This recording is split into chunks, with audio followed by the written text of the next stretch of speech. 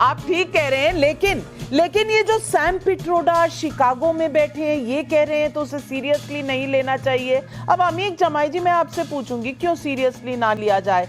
क्योंकि सैम पिट्रोडा का बयान आता है आधी रात को, क्योंकि यूएस टाइम से आता है, सुबह सब लोग देख ही रहे होते हैं, तो उसके बाद कांग्रेस पार्टी की मैनिफेस्टो पे एक प्रेस कॉन्फ्रेंस होती है और उस प्रेस कॉन्फ्रेंस में राहुल गांधी क्या कहते हैं कि हम ले लेंगे, अमीरों का पैसा ले लेंगे और थोड़ा 90% लोगों में बांट देंगे। तो ये सैम पिट्रोडा ने जो कहा, राहुल गांधी वही तो नहीं कह रहे।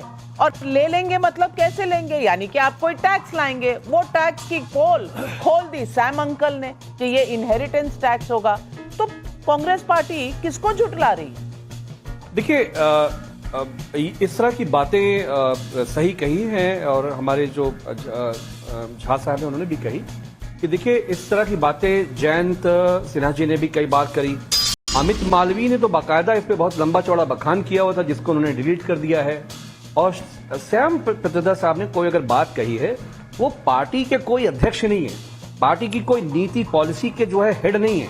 कभी कभार अब देखिए ना, प्राइम मिनिस्टर नरेंद्र मोदी को क्या क्या बोलना पड़ा, इस्लामोफोबिक स्पीच दिया उन्होंने। इलेक्शन कमीशन सहमत नहीं है ना, इसीलिए चुप है। तो ये सब होता है, राजनीति में बातचीत होती है।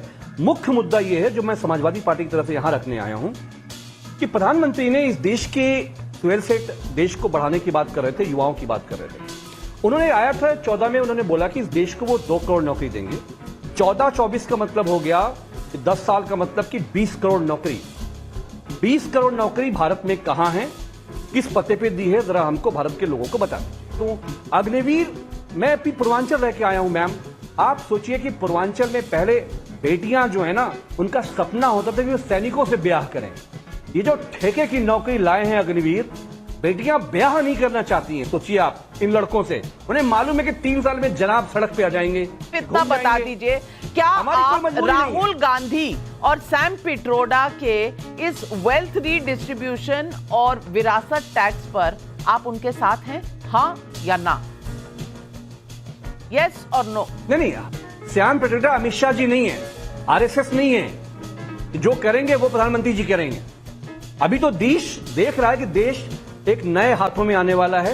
यूपी जैसी एक सरकार। चलिए, एक साल इनहेरिटेंस टैक्स, अगले साल एस्टेट टैक्स, उसके बाद खून पर टैक्स।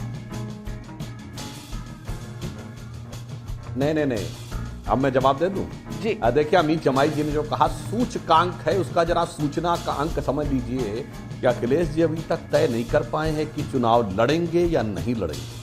और लड़ेंगे तो भैया आखिर में अपने ही भैया से कह रहे हैं, भैया जी तुम जरा किनारे हो जाना, तो हम कन्नौजे से लड़ पाएंगे, बाकी कहीं से नहीं लड़ पाएंगे। और कह रहे हैं हम 80-79 जीतेंगे। अब देखिए, वो दूसरे वाले जो लड़के हैं, हो चुका है। वो पिछली बार तो लड़के भाग गए थे लोहिया यूपी छोड़, और सोशलिस्टों का गढ़ है भाई। मैं उसी तो, अरे बुरे तरह से हराएंगे भारतीय जनता पार्टी को वहां से।